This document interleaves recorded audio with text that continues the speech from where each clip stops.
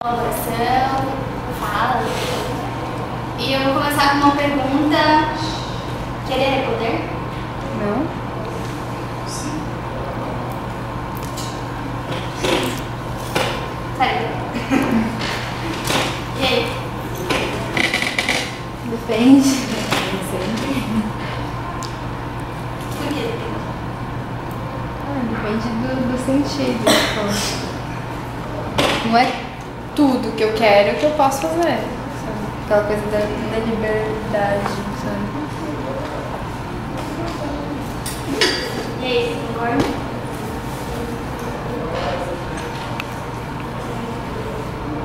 Eu acho que tudo que eu quero eu posso fazer, mas tem coisas que não são aconselháveis fazer. Então, querer é poder. Mas eu acho que nem sempre tudo que eu quero eu consigo. Tipo, depende de mim resolver, sabe?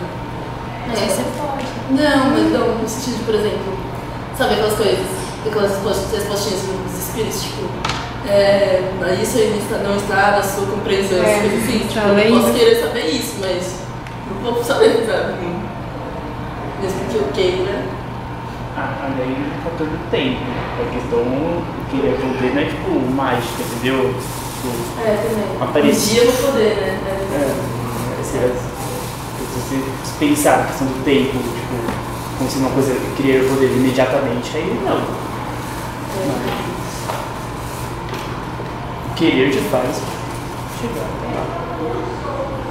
Você já sabe esse caminho pra... E se a gente for pensar no pensamento? Vixe. Aí, minha filha. Como é o pensamento? Eu acredito que sim, porque que nem tem aquele estudo que as pessoas tomaram cápsulas vazias de remédio e acreditavam que estavam melhorando por conta do remédio, não sei o quê, mas na verdade era vazio. Ela, pelo poder do pensamento, ela se curou da doença, ou teve uma melhora. Então, tipo, sim, ela pode. Dando nome é placebo. Ah, tá bom. Eu tava tentando lembrar. Tem um esqueminha que assim, penso. Não sou eu, na verdade. PPC. Pensou, plasmou, criou. Então, tudo que você pensa, você plasma no universo, invariavelmente. Então você está criando. Então tem até autores que afirmam que você cria formas pensando. Então, de acordo com o seu pensamento, você vai fazer o seu arredor e vai criar. Então é sempre aquela coisa que a gente sempre escuta no espiritismo, que nós mesmos criamos as nossas influências, nosso ambiente, tudo que está ao nosso redor. Então, conforme os meus pensamentos, eu vou atrair determinadas coisas. Que nem aquela história do umbral também, que a gente fala que o umbral, na verdade, é uma expressão do nosso pensamento, que a gente está aquilo tão focado que a gente cria aquilo em volta da gente e aquilo é para onde a gente é atraído. E aí, vocês concordam com isso, com as formas de pensamento?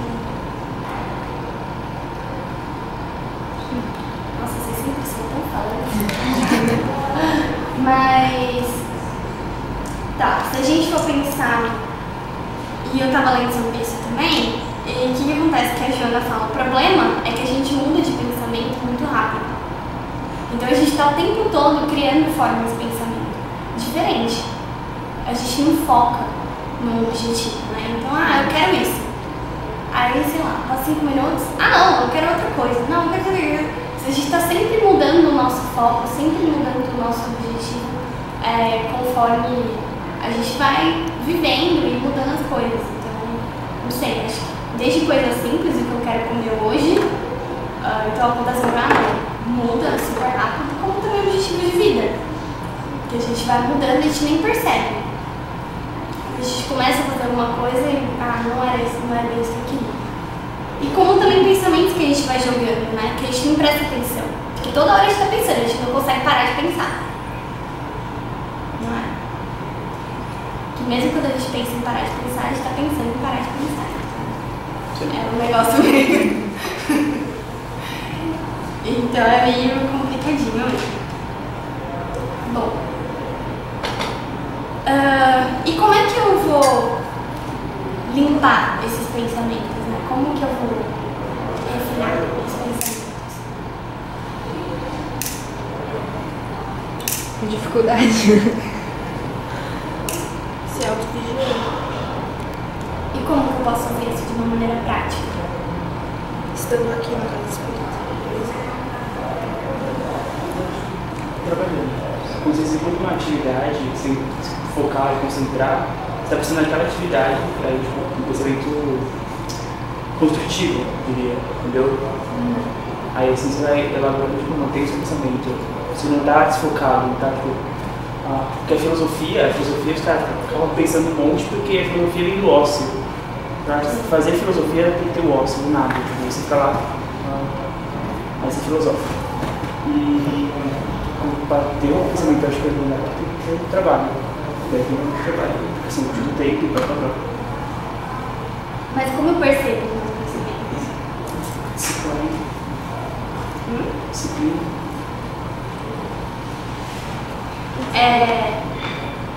Eu acho que perceber, eu acho não, Joana também diz que percebendo as nossas ações e palavras.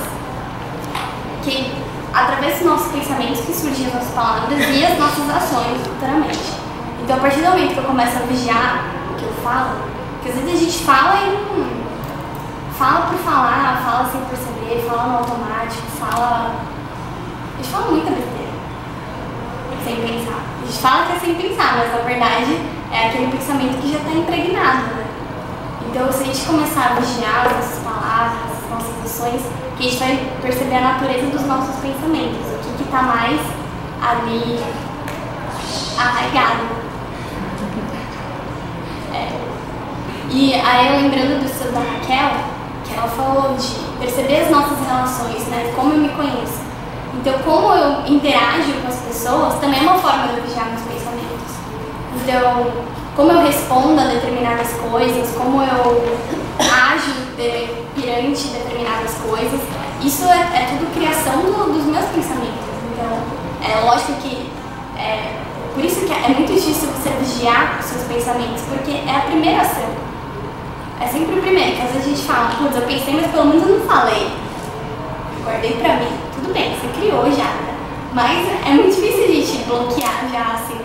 Então, se a gente começar a limpar primeiro as nossas palavras e as nossas ações, a gente vai conseguir progredindo aos poucos até limpar o pensamento, mas é um trabalho muito difícil, assim.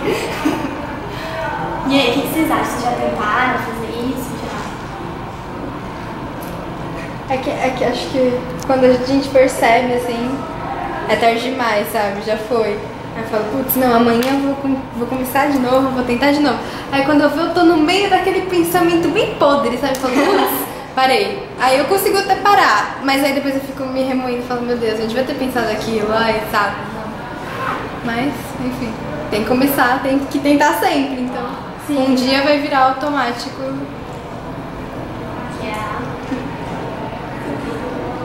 Eu tava pensando, tipo, até onde a gente quer mudar o nosso pensamento. Tava pensando, tipo, tava brisando. Até onde eu quero mudar os hábitos do meu pensamento. Porque o modelo tal que expõe o espiritismo, esse modelo ideal de pensamento e tal, é muito longe da gente, a gente não vai fazer, tipo, eu não sei nem se a gente quer mesmo. Porque, tipo, sei lá, eu gosto da minha vida assim, tá? Eu gosto tipo, de pensar isso que eu penso, eu gosto de fazer o que eu faço, eu quero continuar. Um ou outro ajuste, mas não em geral. Então, eu acho que isso acaba prejudicando todo o conjunto, tipo, o estudo já foi. Eu acho que tipo, ele se une por isso porque não é conveniente, porque está nos dando algum prejuízo. Mas se não nos atingisse de maneira negativa, a gente continuaria. Não porque a gente não pensa, porque é errado. Não, a gente tem que ficar, a gente está se fazendo por isso. Mas eu penso assim. É, uma forma de pensar.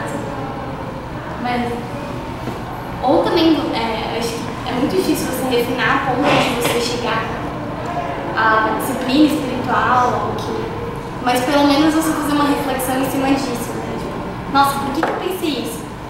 Porque eu gostaria que pensassem isso de mim, eu gostaria que fizessem isso comigo, então, sei lá, já tentar rebater com outro tipo de pensamento, um pensamento mais construtivo, que talvez também ajude nessa ação. E o que a gente é o que a gente pensa. Então, se a gente quiser se melhorar também, a gente tem que melhorar os pensamentos, assim. É meio que nem no estudo da Raquel, né? Que é muito difícil a gente olhar pra dentro, né? Então, às vezes a gente prefere deixar, tá bom, eu penso assim, tudo bem, do que você realmente parar e refletir, você vai ter que lidar com a situação, você vai ter que lidar com a realidade do que você realmente é.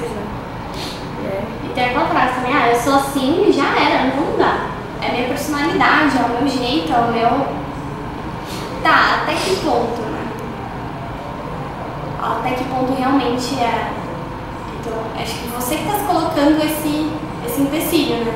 Minha personalidade não é mutável, então eu quero continuar assim. Então, é um pouquinho mais complicado. Acho que a gente vive também hoje. Na verdade, a gente tem um pouco, até que somos assistir, um pouco de privilégio, entre aspas, porque a gente tem essas reflexões que a gente faz, esses encontros que nos estimulam a pensar no porquê das coisas, né? Mas quando a gente olha para a sociedade de modo geral, a gente vê, a sensação que eu tenho é que a grande maioria está numa verdadeira matrix. A pessoa acorda de manhã, aí ela sai correndo para o trabalho, ela tem que, vou almoçar, vou comer, vou ganhar dinheiro, tenho que sustentar minha família, e ela acaba não pensando muito no porquê das coisas, ou mesmo nos próprios pensamentos dela. Então a gente acaba vivendo um certo automatismo, né? E aí teve algum tempo atrás eu li um livro que foi bastante importante para mim, onde ele falava, entre o estímulo e a resposta existe a liberdade de escolha. Então a gente não é simplesmente ação e reação. Eu tenho uma liberdade de escolha, mas para eu conseguir exercer essa liberdade de escolha, eu preciso sair um pouco desse automatismo. Eu preciso parar e tentar refletir sobre o que está acontecendo, sobre como eu deveria agir, sobre o que é melhor para mim, o que é melhor para o outro, né? Eu acho que a gente tem um pouco também como a gente está fazendo isso de refletir, a gente tem um pouco de responsabilidade até de tentar influenciar o meio ao nosso redor, de tentar instigar as pessoas também a pensarem mais, a serem mais críticos, a agirem mais, né? Não ficar sempre no automatismo. Acho que um pouco disso. Não, e é muito fácil entrar nesse automatismo, porque quando você não reflete, dói muito menos. Você está ali vivendo e você acaba criando justificativas muito práticas e muito fáceis para tudo que acontece no seu dia a dia. Então, e por isso que pensar no pensamento é mais difícil, é mais dolorido. Então, você reparar nos efeitos dele primeiro pode ser um mecanismo mais fácil. Assim. E indo além dos pensamentos, a gente chega nos nossos hábitos, questões que incomodam, assim, que a gente já identificou, que a gente já sabe, você fala, putz, parece que eu nunca vou conseguir mudar isso, sabe? Eu não sei, eu já tive problemas assim, sabe? De chegar e falar, eu acho que eu nunca vou conseguir sair desse ponto, eu acho que aqui eu cheguei no meu limite e eu não vou conseguir mudar, eu não vou conseguir sair daqui. E pensando nos estudos de geração que a gente já teve, a gente fala muito de inconsciente, de o ego, o superego, quando que a gente vai atingir isso? E também pensando numa atividade que a gente teve no SME, foi uma sala optativa que foi muito intensa, assim, foi muito forte, pelo menos pra mim.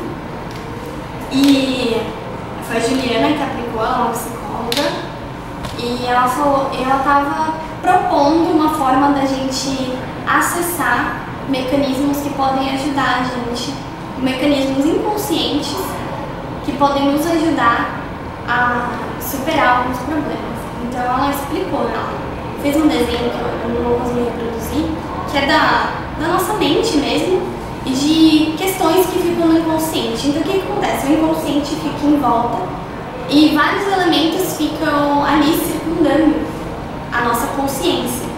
E o que acontece? Quando que a gente acessa esse inconsciente? Porque parece que é uma coisa que a gente nunca vai acessar. Mas, por exemplo, uma coisa que acontece no nosso dia a dia, sei lá, às vezes dispara.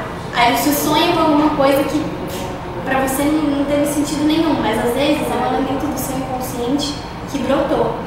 E a ciência hoje atual fala do inconsciente como questões que a gente não acessa, tal, mas a gente no espiritismo considera que no inconsciente também tem questões da vida passada. Então é ali que está guardado tudo que a gente esqueceu ou que a gente deixou na caixinha por enquanto para vir para cá. Então, dependendo de coisas que eu pratico no meu dia a dia, eu vou conseguir acessar essa caixinha. E eu posso acessar tanto a caixinha legal como a caixinha de lembranças ruins, que a gente já fez, de lembranças boas e ruins. Então, ela propôs um exercício da gente pensar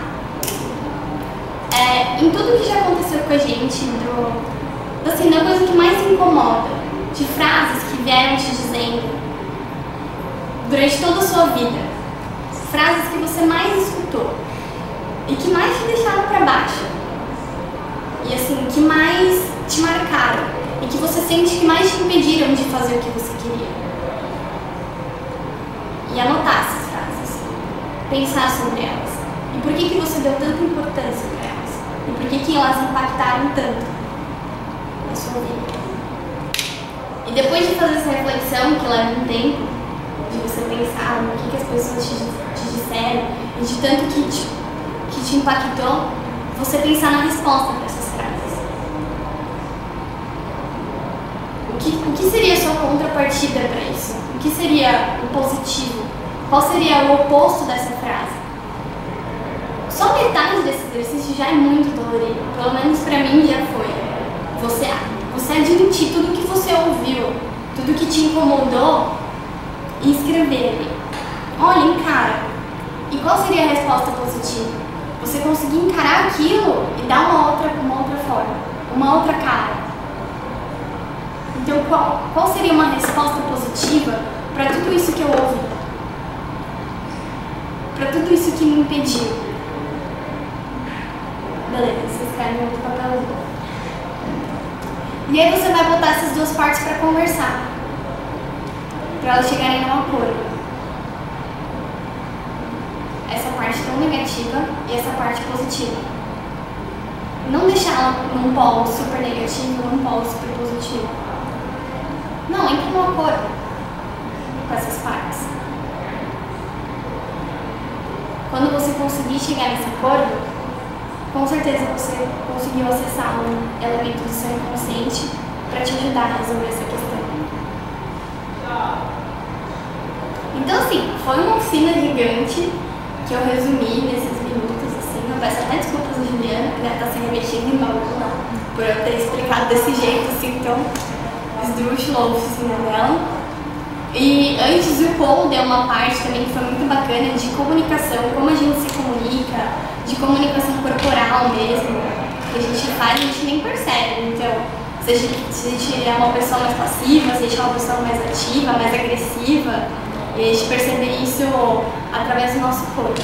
Mas isso que a Juliana falou eu achei muito interessante e muito válido, porque nós mesmos temos elementos para nos ajudar e fazer mudar esses pensamentos, fazer mudar essas atitudes. Só que é um trabalho, e você tem que se olhar, você tem que prestar atenção nas suas ações, prestar atenção no que você está fazendo hoje disso, né? E o quanto você quer. E o nome do estudo também é Conhecimento e Memória. Aí a memória eu acho que entra aí, nessa anterioridade, nessa questão dessa vida que a gente pode acessar sim, que não está tão longe da gente. A gente só guardou temporariamente, mas a gente pode acessar algumas memórias para ajudar a gente em questões que afinal não são questões de hoje. A gente não adquiriu esses problemas gigantes de hoje. São erros que a gente vem repetindo, que a gente vem cometendo o tempo todo. Não sei, quero ver vocês também.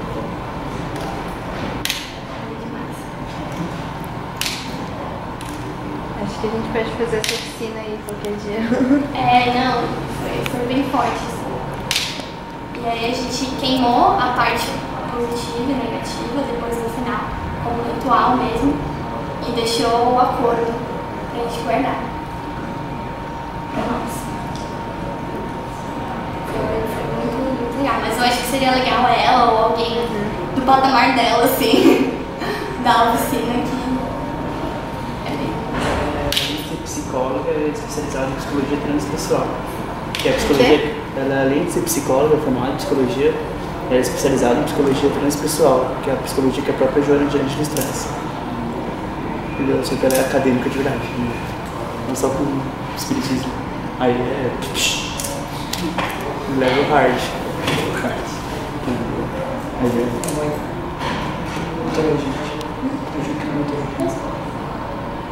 Eu acho que o bom, assim, essas transformações que realmente mudam a gente, sabe? Porque por mais legal e por melhor que sejam as intenções de algumas reflexões que a gente tem, vai nos encontros, isso aqui, a gente sai de lá a primeira semana, nossa, eu sou uma nova pessoa, não sei o que, mas aí no dia a dia você vê que nada mudou, sabe? Se você não botar realmente em prática, se realmente não te afetar de alguma forma muito forte, acho que não, você volta, sabe, estaca zero. Eu acho que entra de novo naquela questão do automatismo. A questão de que, tipo, você ter aquela sua rotina, que por algumas coisas a gente vai tentando mudar, mas a gente sempre acaba voltando naquilo que a gente está acostumado, sabe? E voltar no que a gente está acostumado sempre, que é o perigo. Tanto em pensamento, quanto em atitude, Mas eu não sei, eu acho que também tem o lado bom, tipo, tem coisas que quando você ouvia, sei lá, quando você tinha 15 anos, sobre você e tal, que hoje, tipo, você fala, meu, como eu era burra e idiota de acreditar nisso. E aí hoje você fala, assim como hoje você tem outras questões que com 30 você vai falar que era idiota, enfim, sempre vai assim. Mas eu acho que tem a evolução, sim, dos pensamentos, das nossas atitudes. Tipo, elas podem não ser significantes, que eu até estava conversando com o Fê. A gente coloca metas muito altas. A gente quer, tipo, virar Jesus em 3 dias. Não vai ser assim, sabe? Vai demorar, sei lá, primeiro você tem que ser Chico Xavier, no mínimo. Então eu acho que tem coisas que foram mudando pra melhor, de pensamentos, e que você já conseguiu fazer uma certa limpeza, não sei. Sim. O difícil é detectar, achar qual é a falha, entender realmente a falha, qual é o problema. Porque, tipo, ele tem que mudar, mas mudar o quê? Tá tudo errado, tá tudo certo? Tipo, a gente aprende algumas coisas. Como ele tem que tipo, destruir isso, o que eu aprendi e construir outra coisa. Nossa, né? Tipo, por exemplo, tenho medo de tal coisa. Todos os medos são aprendidos. E o medo não é um sentimento natural. O medo é aprendido, a gente aprende a ter medo. Né? Então, tipo, como pegar isso aí, desconstruir a ideia que eu construí em cima de tudo, baseei minha vida sobre esse medo, para transformar em outra coisa. É, tipo, entender isso aí, esse momento, que é o complicado, para conseguir mudar. Tipo, aí entra uma questão do automatismo, automático, que é natural. Né? Virou hábito, eu faço isso sempre. Minha vida é baseada nisso. Desconstruir tudo que eu baseei minha vida, tipo, ali do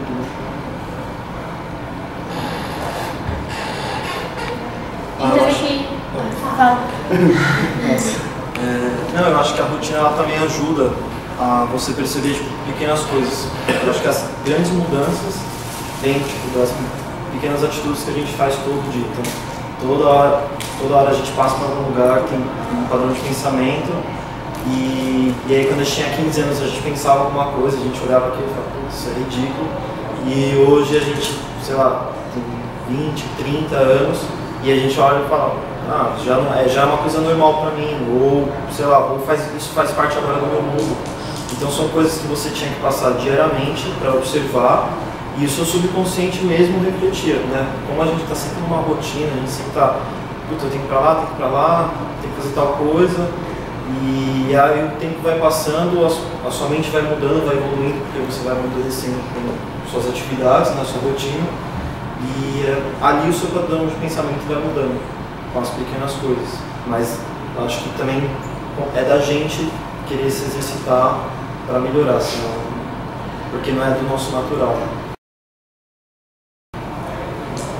Acho que a construção do hábito, ela é um princípio. Até uma vez o Pequeno fez um comentário que eu achei muito interessante em relação a Emmanuel, né, Pequeno? Você fez um comentário que você falou assim,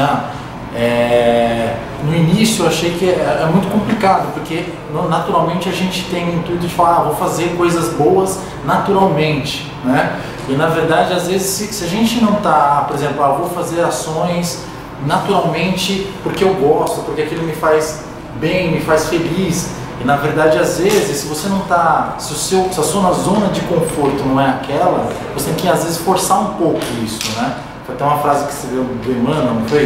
Acho que você pode comentar um pouco melhor isso aí, bem interessante.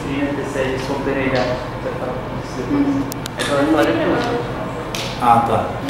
Mas que é a questão do hábito, né? Muitas vezes, assim, quando a gente vai desconstruir ou construir um hábito, existe um certo processo onde você vai, no primeiro momento, forçando aquilo, não é tão natural. Mas a partir do momento que você vai constantemente tendo aquela ação, aquilo se torna natural para você, até que você vai fazer de uma forma muito espontânea, né? Eu acho que uma coisa que ajuda bastante é aquele exercício do Santo Agostinho, que Santo Agostinho propõe. Todas as noites você pensar tudo que você fez de bom, tudo que você fez de ruim, avaliar e tal, porque aí você vai tendo um norte para onde você tem que ir.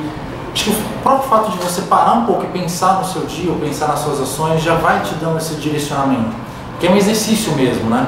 A gente diariamente ir lá e tentar melhorar a cada dia, né? Não é uma coisa do dia para a noite, como a Ká falou, né? Você não vai do dia para a noite chegar na perfeição. Então, todos os dias você vai lapidando aquilo, até você se tornar realmente lá no futuro alguém perfeito, né? E a consciência que a gente fala, né? A consciência do conhecimento, eu acho que entra. Que a consciência que a gente sabe que é certo e errado, que está escrito em nossas consciências, as leis morais, as leis divinas, que a gente sabe, tudo. Que Kardec até perguntou, né? Como a gente sabe se está agindo certo ou errado? Você sabe se você está agindo certo ou errado. Você pergunte se você está agindo certo ou errado, que você vai ter a resposta. Se você está agindo certo ou errado. Sua consciência vai te responder se aquilo é certo, se é errado para você. E o conhecimento também, que a gente tem conhecimento de muitas coisas, mas até que ponto eu consigo aplicar esse conhecimento? Até que ponto ele penetra e eu consigo fazer ele vigorar todo dia ali na minha vida. Então, uma vez a gente estava discutindo isso na feira, porque parece que não basta o conhecimento, né? Por que as pessoas não mudam mesmo tendo conhecimento de causa, mesmo tendo mais ou menos isso? A gente tem muita informação, né? Eu queria falar conhecimento por informação. Cada uma das informações estão em todos os livros aí, 200 palestras, 200 coisas. São informações, mas só a informação não basta, a informação não vale nada. Conhecimento, o processo de se tornar conhecimento de fato, é uma apreensão tão profundamente daquilo que se torna prático, não é só um monte de informação, um monte de coisas que tem no papel. Não, pode continuar. Que é essa diferença, né, da informação e do conhecimento. A gente tem informação de tudo isso, a gente tem tudo escrito na nossa consciência, mas quando que isso vai virar realmente conhecimento? Quando que isso vai realmente estar ali dentro de mim, que eu não vou mais precisar ficar me vigiando para fazer isso ou aquilo? Então é realmente esse processo diário, de exercício mesmo, de hábito, de força de vontade, que eu não queria dizer isso, a vontade. Quando que a gente entra na vontade, né? Então, se eu quero realmente aquilo, eu vou conhecer aquilo. Então, usar realmente esses elementos que estão ao nosso favor, realmente, porque e não ficar colocando todas as desculpas do automatismo e realmente avaliar do quanto que eu quero e quanto que eu não quero. Quais são os meus objetivos, quais são realmente as trilhas que eu quero para mim, objetivos tanto materiais como morais também. Não faz diferença para você adquirir as coisas. Tá. Voltando à pergunta que eu fiz no começo querer é poder, eu lembro que a Tamara falou, eu quero, mas... E a Camila, eu quero, mas isso não me convém. Mas será que eu posso mesmo? Então, o que seria isso? Denominando o espiritismo mesmo. Porque a gente tem um livre-arbítrio, não tem? Pra querer. Mas até onde vai o livre-arbítrio? Livre-arbítrio tem limite?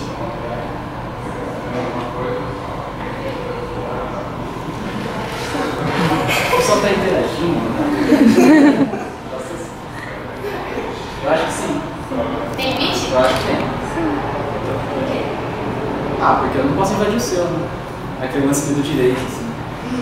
Sabe? Tipo, a minha liberdade termina quando começa a sua, sabe? Um negócio meio assim. Não posso invadir a sua liberdade. Por quê? Eu não posso. Porque sua liberdade é sua. Se eu invadir, é porque você deixou. Será? É uma liberdade nossa.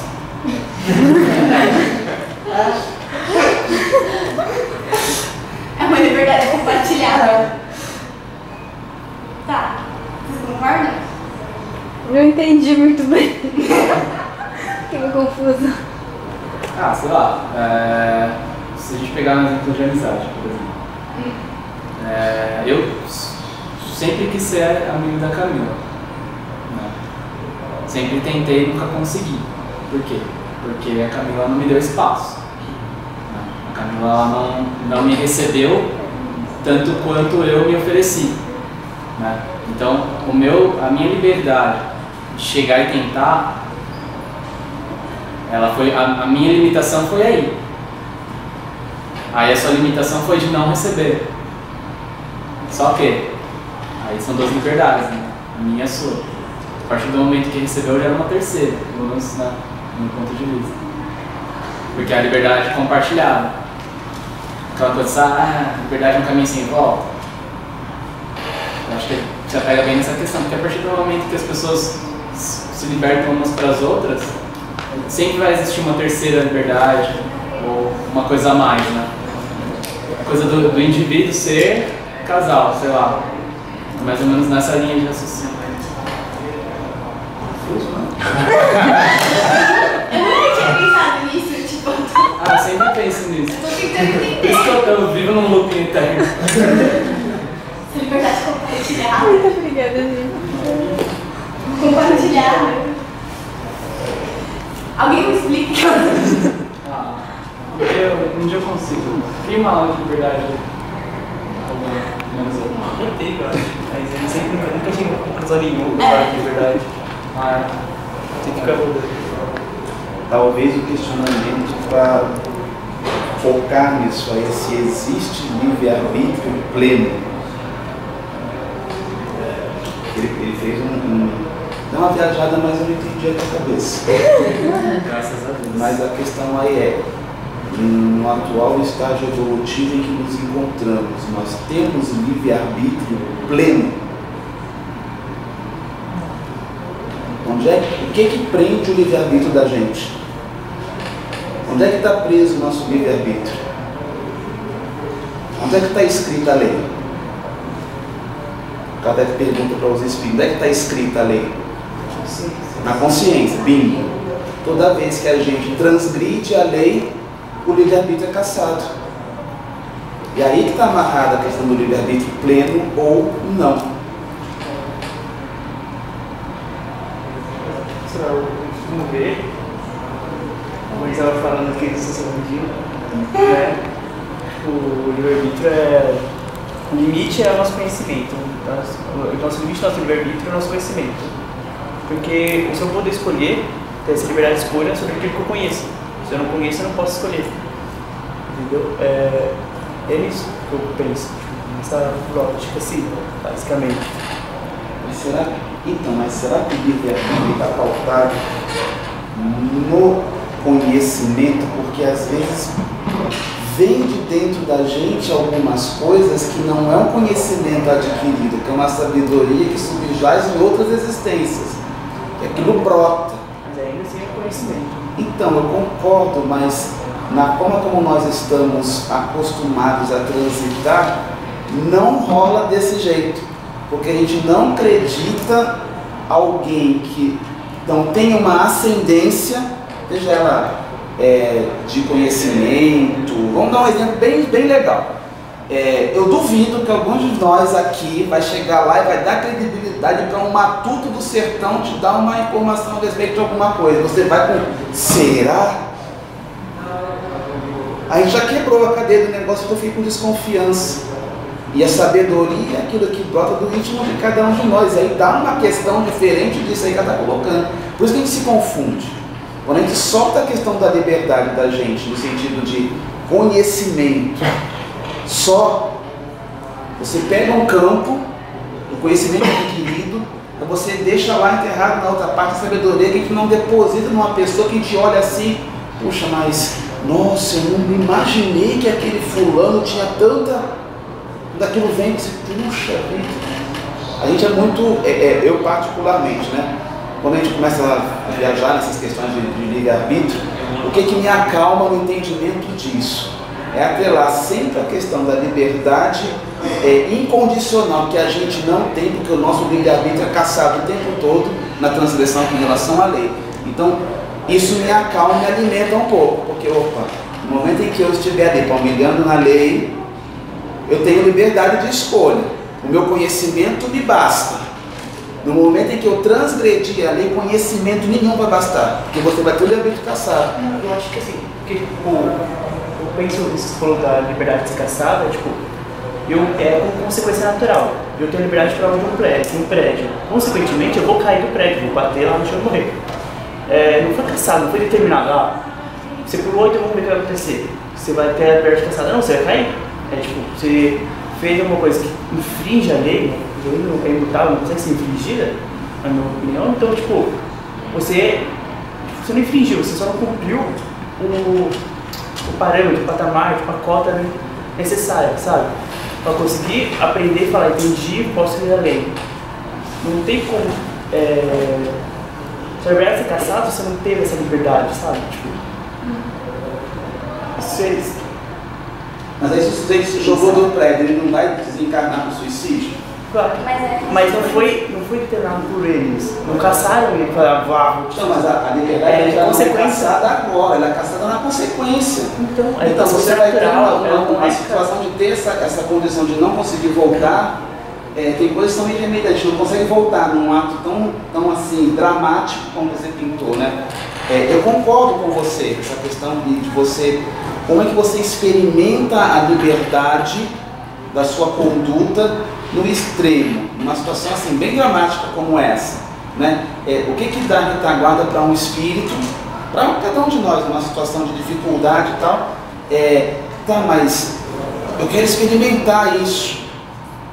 A liberdade não está sendo caçada ali, você tem liberdade de caçar, de fazer aquilo ali. A sua liberdade vai ser caçada na consequência daquele ato. Isso não é imediato, isso não é instante, a gente não consegue enxergar a vida no arquétipo macro, né? Igual aquele arquétipo supremo fundamental, o yin e o yang. A gente sempre vê ali aquelas duas bolinhas, né? Escuro, branco, macho, fêmea, mas não, a existência ela é dinâmica.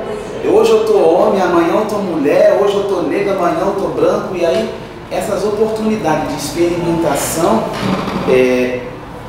eu vejo assim, se outros exemplos, outras pessoas já palmilharam determinados caminhos, determinados passos, e eu, na observância daquilo ali, conseguir identificar alguma coisa que me alimenta, eu não preciso experimentar. É patrimônio de espírito lúcido. Opa, pera lá, eu sei que aquilo ali é ruim. Eu vou experimentar para quê? Você precisa do conhecimento. Mas aí é porque você adquiriu o conhecimento. Entendeu? É exatamente o que eu estou falando. Você adquiriu o conhecimento, então você compreende. Eu não consigo trocar com isso dessa encarnação. Eu não tenho a mínima vontade, nem. Beber, algumas bebidas eu gosto. Não bebo por opção minha, porque eu compreendo os malefícios. Mas é uma opção. Eu não preciso beber por opção minha. É lógica. Eu compreendi, por isso que eu faço. A questão da compreensão que eu falo é no sentido mais amplo, não é compreensão matemática. Tipo, eu peguei um livro, entendi que a compreensão mesmo que tem aquele carinha lá, no meio de sertão, sem nenhuma instrução, analfabeto e tal.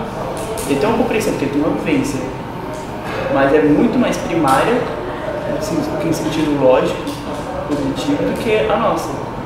Mas ele pode ter sabedoria de vida? Pode, porque são Como também existências. ele pode ter uma compreensão maior das questões morais ou outras. Por ser natural dele, o espírito de lá, que naturalmente faz isso, não importando o meio que ele nasce. É difícil isso. Livre-arbítrio é um tema de congresso, gente. Não é algo fácil de a gente entender, né? Eu acho que os dois conceitos acabam se casando, né?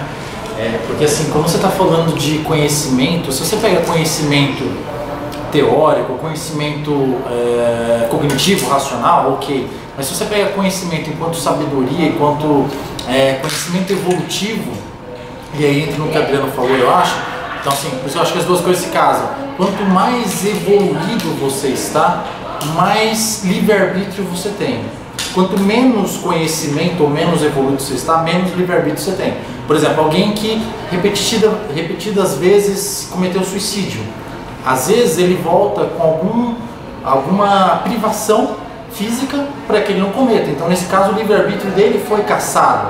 Ele teve menos liberdade porque ele não estava preparado ainda para tomar as escolhas corretas. Então, alguém mais...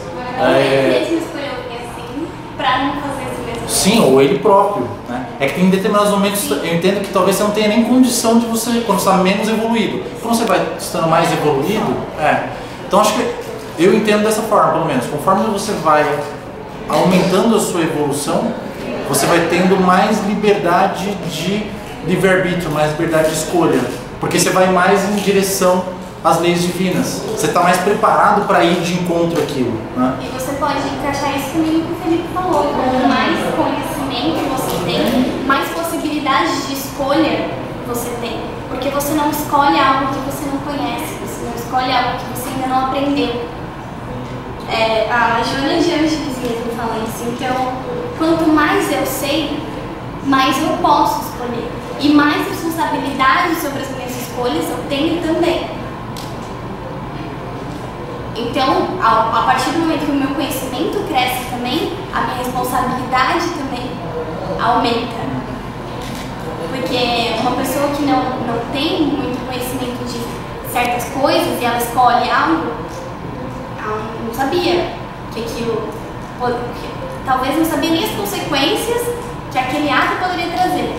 Mas a partir do nível de conhecimento que eu tenho, eu posso saber totalmente o desdobramento de algo que aquilo vai ter. E ela até traz uma citação de eu posso prever o futuro de alguém? Não, você não pode prever o futuro, mas você pode deduzir a partir das escolhas de vida que uma pessoa faz, se ela mantém um padrão, se ela continuar com esse tipo de escolha, qual o tipo de futuro que uma pessoa vai ter. Eu sei que é um pouco complicado, mas ela afirma isso. Que não é uma questão de fatalidade, mas é um padrão de escolhas de vida. Então, assim, não que é possível assim, a gente prever certas coisas, mas querendo ou não, se você continua escolhendo determinadas coisas, uma hora ou outra você vai ter essa determinada consequência.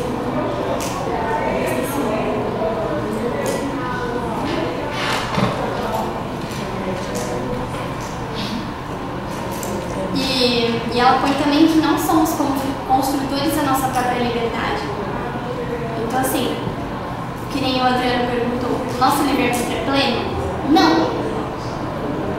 Porque a gente também não tem conhecimento de tudo, de todas as leis, de todas as... A gente tem conhecimento dessa determinada realidade que a gente tem. Mas quanto mais eu sei, quanto mais responsabilidade eu tenho, mais liberdade eu construo pra mim. Mais responsável eu vou sendo pelo meu destino e pelas minhas escolhas, pelas minhas... É um loop assim, de crescimento, na verdade. Não sei se você concorda, acho que não tá concordando. Não, assim, o que me incomoda nessa questão de utilização do livre-arbítrio? não tem nada a ver com você, por favor. Me incomoda a questão de pautar a liberdade dos atos de cada um de nós quanto espírito na situação do conhecimento. O conhecimento é uma das alavancas de evolução, mas o conhecimento sem moralidade bota o mundo do jeito como ele está. Então, eu acho que a gente tem que acessar, né, nessa questão aí, não é nada místico, holístico, nada disso. É que a gente estuda filosofia e tal, e aí a gente habita nessa campo aí do pensamento de todos os tempos e tudo mais, né? O que a gente percebe é que cada escola filosófica, ela traz um pouco do componente de alguma coisa do passado e coloca um outro tempero, com uma verdade atual, mas alguma coisa que é eterna, porque de tempo em tempo a gente precisa dessas coisas para a gente se reanimar, não é? E parece-me que a gente está assim, num afã tão grande de aprender, de pegar, de experienciar, que a gente se esquece das coisas simples. Educar um filho é difícil. Eu estou passando por essa experiência porque eu estou numa bebê de 11 meses, né? Então a gente olha e a gente percebe que a gente vai no reflexo daquilo que ele solicita. E aí a gente tem que ter um cuidado gigantesco para não atrapalhar. Porque a gente vai com uma série de coisas nossas que são nossos modelos. Só que a gente não vê uma leoa errar com um leãozinho. A gente não vê uma gavião fêmea errar com um gaviãozinho. Olha que é dramático, ela tem que jogar o gaviãozinho do alto do penhasco. A gente não vê uma tartaruga fêmea errar com a tartaruguinha. A gente erra o tempo todo com as crianças, com conhecimento. Percebe? Então, essa parada aí é um negócio que é totalmente espiritual. Se o cidadão, espírito encarnado, não plugar na realidade espiritual, não adianta o conhecimento. Mas é que dá, eu acho que a gente está sendo um conhecimento amplo, um conhecimento material e um conhecimento espiritual também. Uma vivência espiritual. Sim. A vivência espiritual, porque o conhecimento espiritual, ele acaba, a gente vê Kardec, vai então, mas a vivência dessa espiritualidade, como é que é essa, talvez seja essa a questão do nome, entendeu? Você entendeu o que eu estou colocando? Na compreensão da palavra conhecimento. A vivência, sim, agora só o conhecimento não. Então, pra gente, aqui eu estava entendendo que o conhecimento pra gente acarretava isso automaticamente, entendeu? E não, só o conhecimento não. Sim, então é o conceito que a gente está usando da palavra, que é a conceituação que a gente deu a palavra conhecimento, inclui isso, entendeu? Tá. Aí vira sabedoria. Aí é sabedoria, entendeu? O conhecimento com a prática espiritual mais plena é sabedoria. O conhecimento que não leva a isso é a informação só. Entendeu? Então, talvez alinhar fala nesse sentido é legal, porque a sabedoria ela brota assim de um. Só quando a gente tem um contato com essa parada é que você. Nossa! E daí você é o que o evangélico chama, né? Você foi arrebatado pela sabedoria. Entendeu? Isso é só próprio de contato com um espírito mais lúcido, entendeu? Então talvez seja calibrar aí a fala nesse sentido, eu acho que é legal.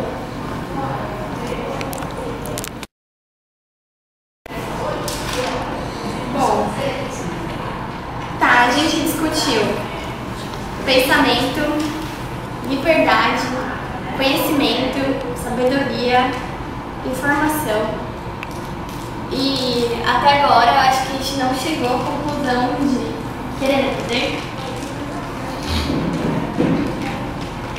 Se tudo que eu penso eu crio, e eu crio o meu ambiente, e eu escolho as coisas que eu faço pelo meu livre-arbítrio, e se eu tenho o meu conhecimento, por que o que eu quero eu não posso? Por que eu não poderia algo?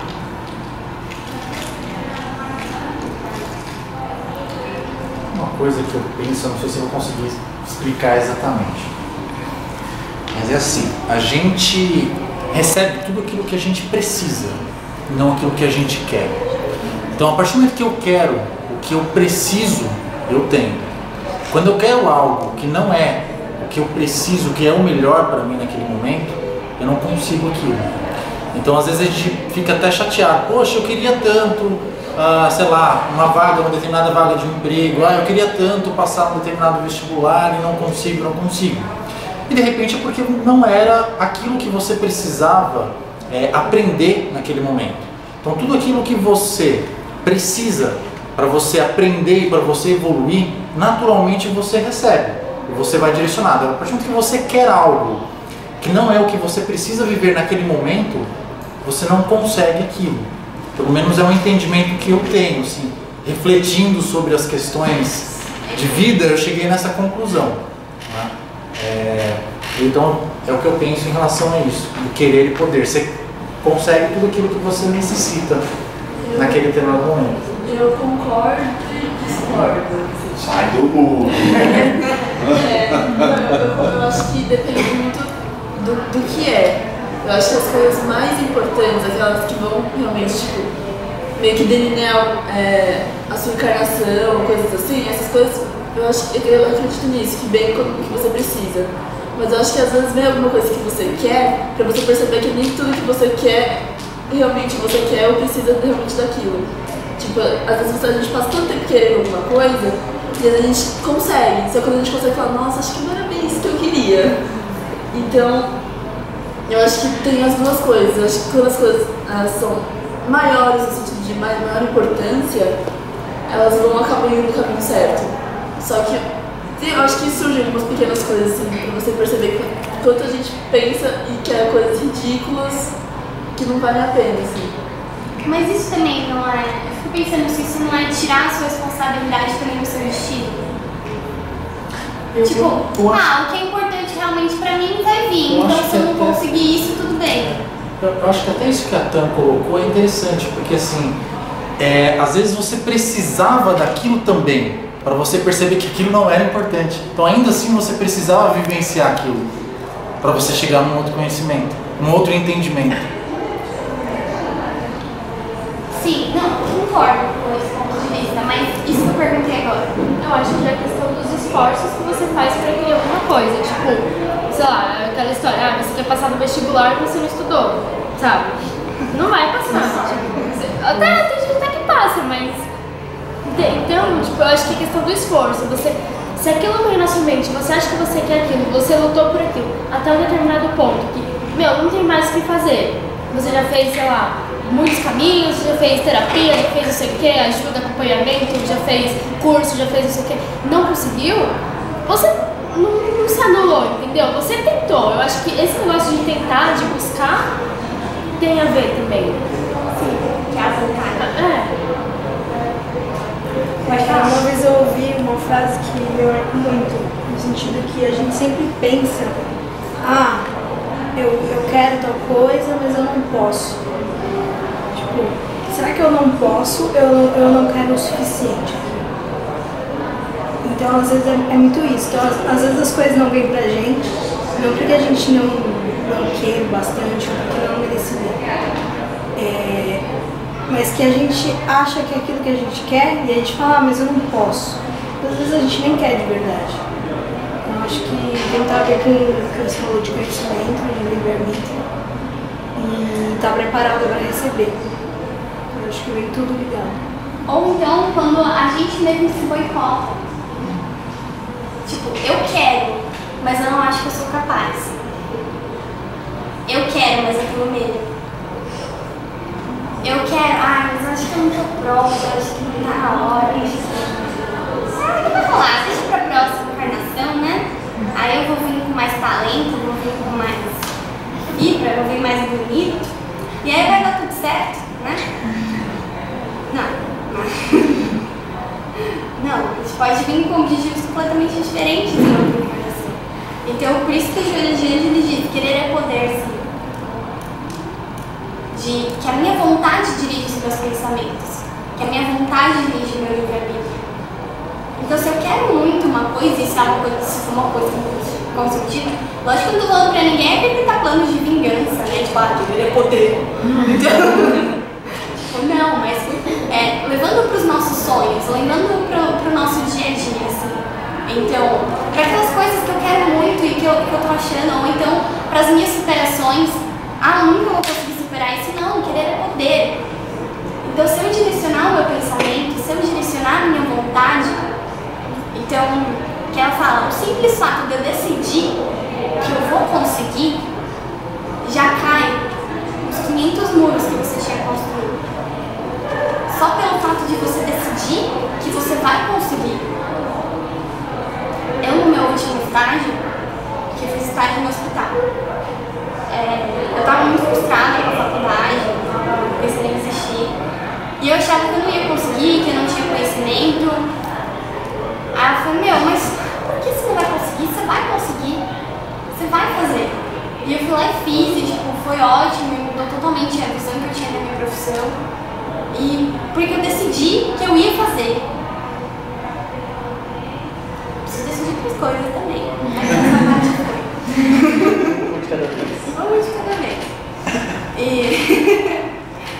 E fazer esse estudo também foi muito importante para mim, que essa diferença de pensamento que a gente tem. Então, assim, você substituir o medo pela confiança, a insegurança pela vontade, já dá uma diferença enorme na nossa vida e como a gente encara os nossos obstáculos. Então, assim, eu tô com medo, mas por que eu tô com medo? Se medo é uma coisa construída, como o pequeno falou. Por que eu tô com medo? Tô com medo do quê? De quebrar a cara? De não dar certo? De tentar e não conseguir? Ou então porque você acha que isso é uma atividade que não é pra você? Então, tem várias coisas que a gente vai criando, vai arquitetando pra não conseguir certas coisas. Eu não sei se vocês já passaram por isso, mas eu acho que, sei lá, pra mim é uma vivência muito forte, assim, muito... Sei lá, cada hora eu invento uma justificativa, eu sou ótima, assim, eu sou PhD. Então, vai desde tempo até falta de perna, de, sei lá, de dinheiro, de tudo, assim. Então, eu achei muito legal isso. Então, mesmo que você só decida fazer isso, já dá uma grande diferença. Então, quer dizer que a gente teve um estudo todo pra você me dizer que aquele livro de segredo tá certo. Eu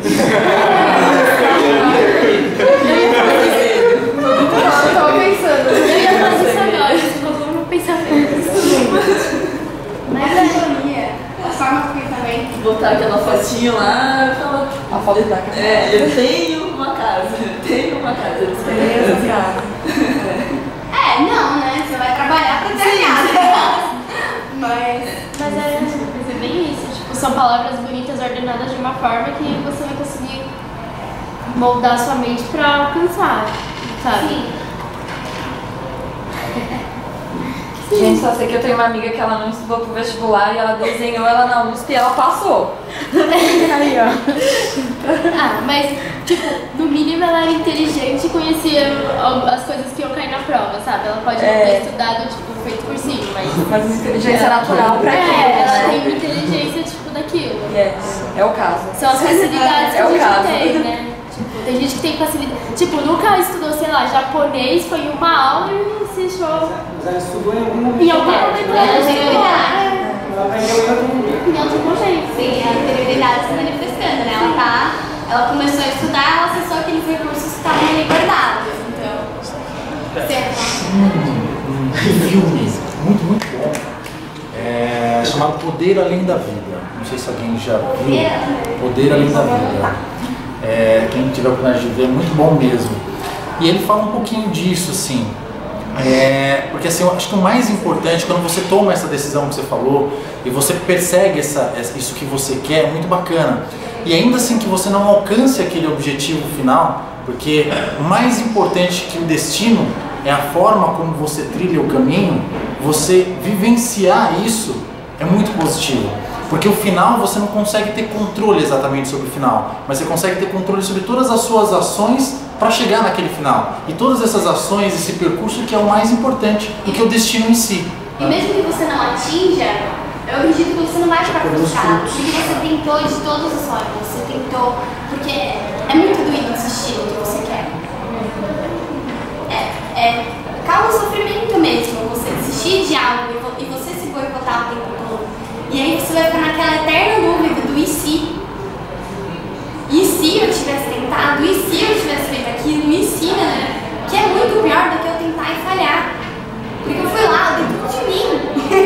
E não consegui, mas pelo menos eu dei. Pelo menos eu tentei. E a Joana até fala que se a gente tivesse noção do quanto potente nós somos, do quanto a vontade é forte, a gente ia rir das nossas fraquezas. Porque é isso, porque a gente não usa os elementos favoráveis ao nosso favor. A gente não usa anterioridade, a gente não usa vontade, a gente não decide, a gente não foca. Que é isso, que a disciplina antecede a espontaneidade. Fechando aqui com o Consolador, né? Coloquei um post-it aqui, acho.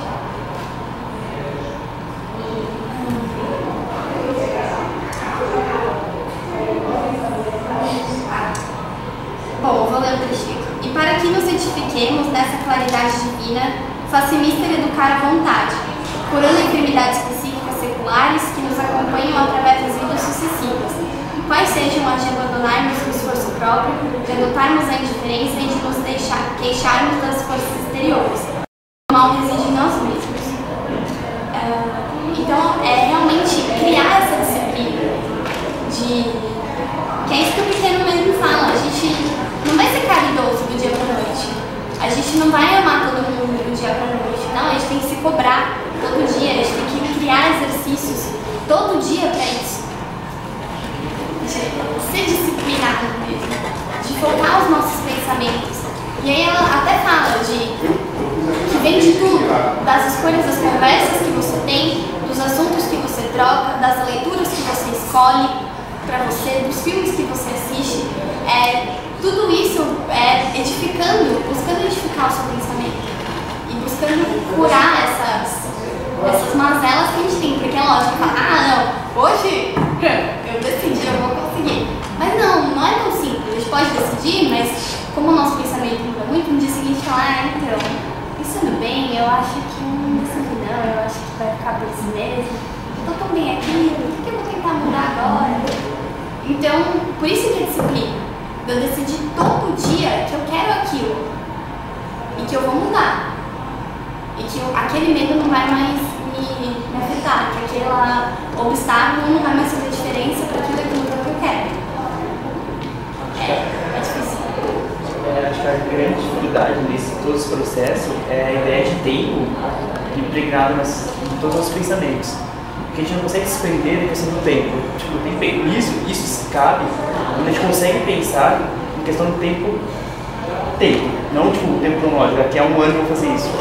Esquece a ideia de tempo nessa vida, tipo, porque a gente tem um humano que o sol se movimenta e a gente traz nosso tempo assim.